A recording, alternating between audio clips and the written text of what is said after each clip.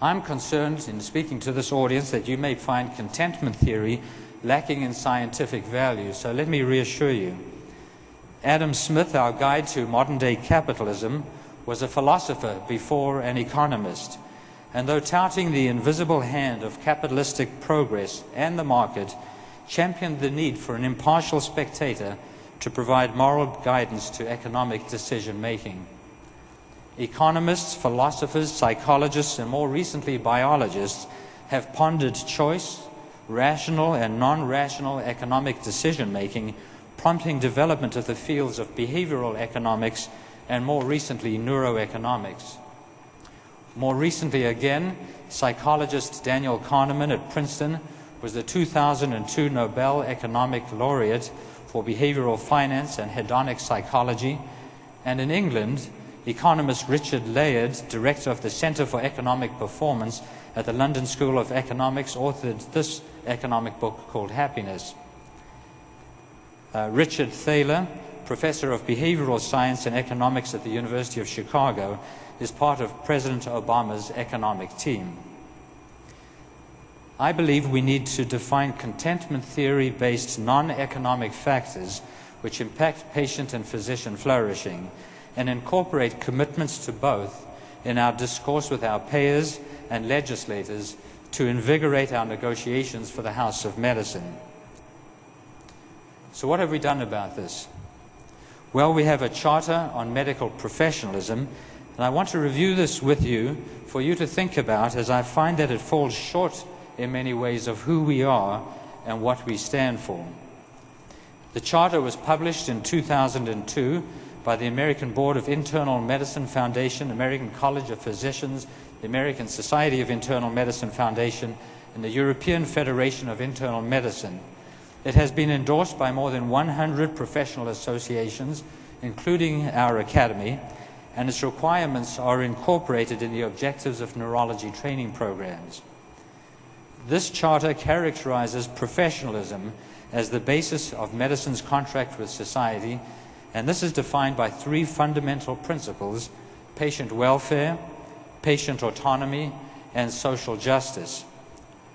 For these to be accomplished, we are asked to make 10 commitments, and these are competence, honesty, respect, appropriate relationships with patients, improving the quality of care, improving access to care, just distribution of natural resources, expanding scientific knowledge, maintaining trust by managing conflicts of interest, and compliance with our responsibilities to maximize patient care by working collaboratively, being respectful of one another, in self-regulation, in defining education and standard-setting systems, and collaborating with scrutiny of our behavior.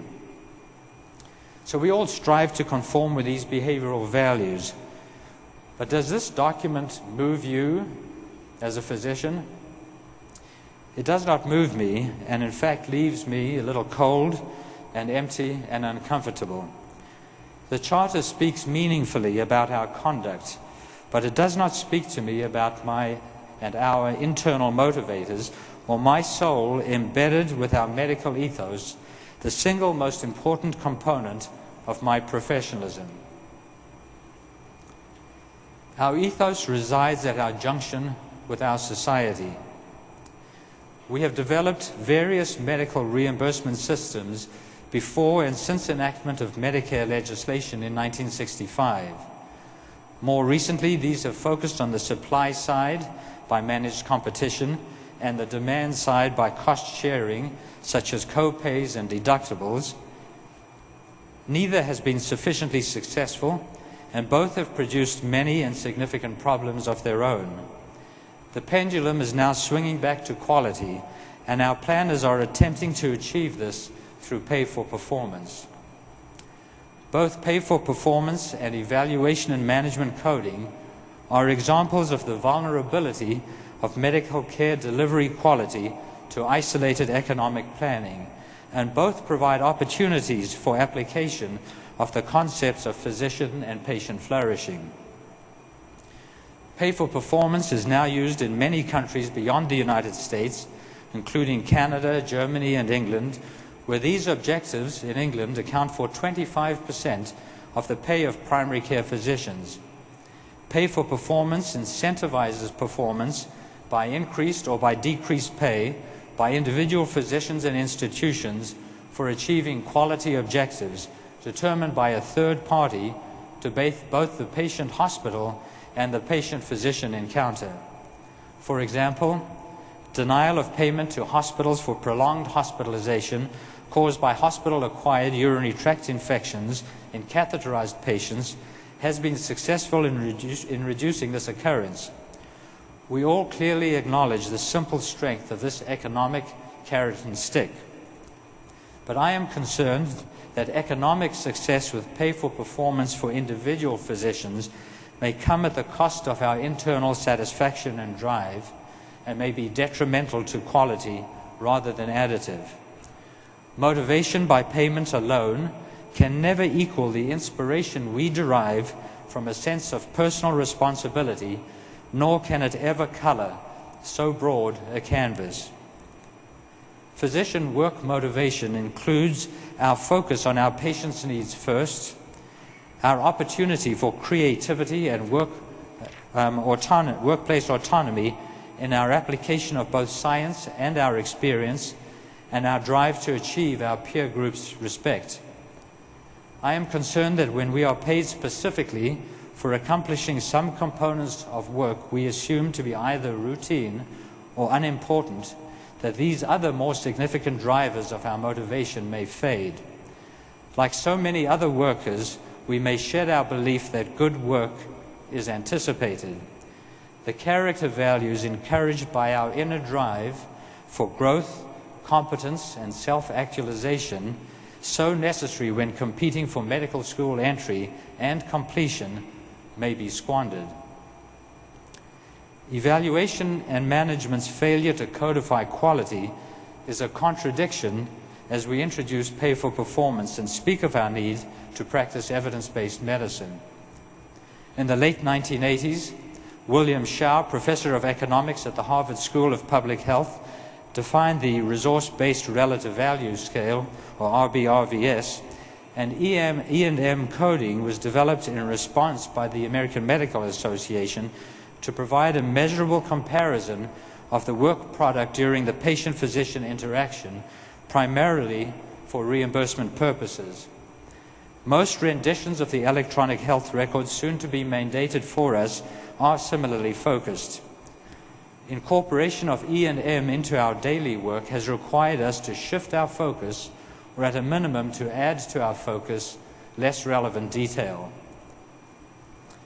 The code most commonly used by neurologists for the initial evaluation of a complex patient, 99245, requires completion of a document with 48 bulleted data points, of which 4 relates to the history of the present illness.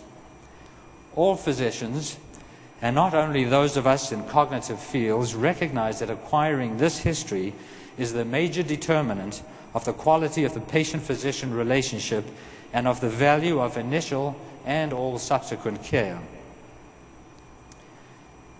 The American Board of Psychiatry and Neurology, in attempting to define a method for adjudication of resident competence, is considering applying AAN evidence-based practice parameters to the history of the main complaint.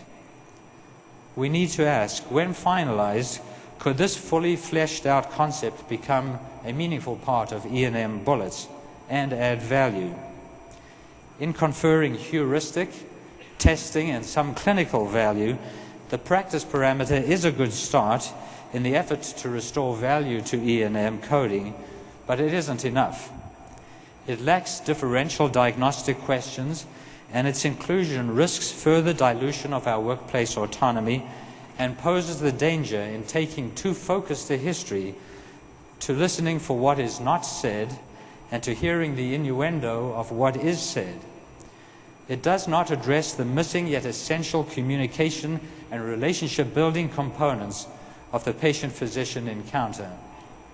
I have expanded on these from the book The Effective Clinical Neurologist by Lou Kaplan and Hollander,